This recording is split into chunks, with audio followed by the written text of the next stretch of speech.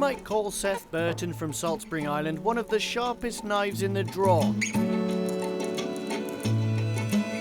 When he's not spending time with his wife Tara, new baby Silka, and 2 dogs, Samuel and Ruby, you'll likely find him in his workshop at the bottom of the garden. And in here, the heat is on, working with steel to forge the perfect knife. Born into a family of artists, architects and designers, Seth was first interested in woodworking. In fact, as a child, he would whittle knives out of wood using a hatchet. Actually, I started as a wood joinerer, did an apprenticeship in wood joinery, cabinet making, and then I bought an old 56 Chevy pickup, and the first day I had it, the wheel fell off.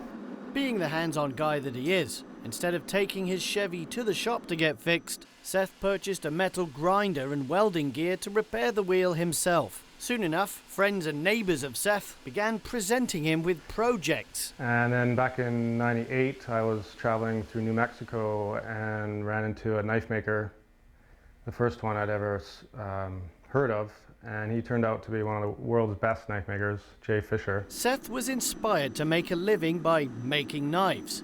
Cosmo Knives was born. So Cosmo Knives is a family business.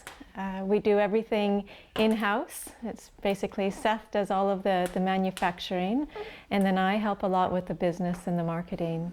He's an incredibly hard worker. He lives and breathes working with metal and making knives. And even when I suggest going on a holiday, he sort of questions, what would I possibly do on a holiday?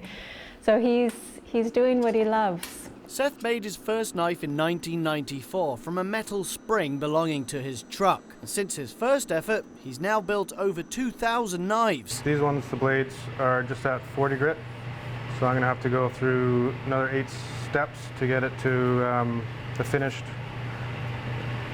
shine. He makes them to custom order for a worldwide client base. Most of the knives are designed for chefs or outdoorsmen. This design is my fusion knife. It's a combination of Eastern and Western style cooking knife. On average, it takes Seth about 3 days to complete each knife, and while you can score an entry-level paring knife for about $150, the most expensive knife that Seth has ever crafted was $3,000. And the heat treating process is also quite elaborate.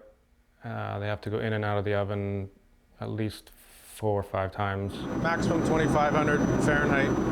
Seth has traveled the world studying knife making, Japan, Italy, France, and he's also attended the Western Canada Knife Makers Symposium in Alberta.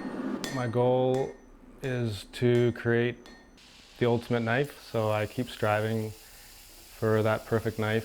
From Saltspring Island, I'm James Green.